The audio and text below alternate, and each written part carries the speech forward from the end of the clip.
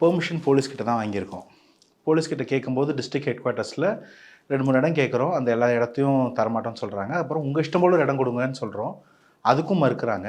அதுக்கப்புறமா centralised பெர்மிஷனுக்காக DGP ஆஃபீஸில் அந்த ஐட்டனரி மொத்தமாக 100 நாள் திட்டத்தை கொடுத்து வாங்குகிறோம். ஏன்னா அங்கேயும் மறுத்தா கோர்ட்டுக்கு போகிறதுக்கு எதுவாக இருக்கும் அப்படின்னு. அதுக்கப்புறம் குறுக்கப்படுது ஏகப்பட்ட ரெஸ்ட்ரிக்ஷன்ஸோட.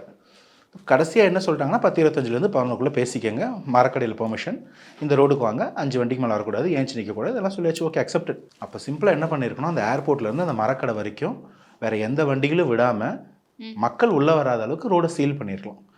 Which is quite possible. அதை பண்ணலை. ஏன் பண்ணலை? நீங்கள் பண்ணாதால தான் உள்ள பொதுமக்களோட வண்டி வந்துருச்சு. பொதுமக்கள் வந்துட்டாங்க.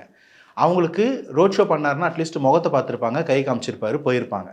மரக்கடைக்கு போய் ஸ்பீச்சை கேட்கலான்னு இருப்பாங்க. பார்க்கவும் முடியல. பார்க்குறதா இருந்தால் அந்த சின்ன விண்டோ கிட்ட போய் தான் பார்க்கணும். கிட்ட வந்துட்டு பார்க்காம போகிறதுக்கு மனசும் ஒத்துக்கல. அப்போ அந்த ரோட் ஷோ நீங்கள் அலோவ் பண்ணாதால ப்ராப்ளம். ரோட் ஷோட பெருசாக பேரணி மாதிரி ஆகிப்போச்சு. மக்களை உள்ள விடாமல் வந்திருக்கணும். அதையும் விட்டாச்சு.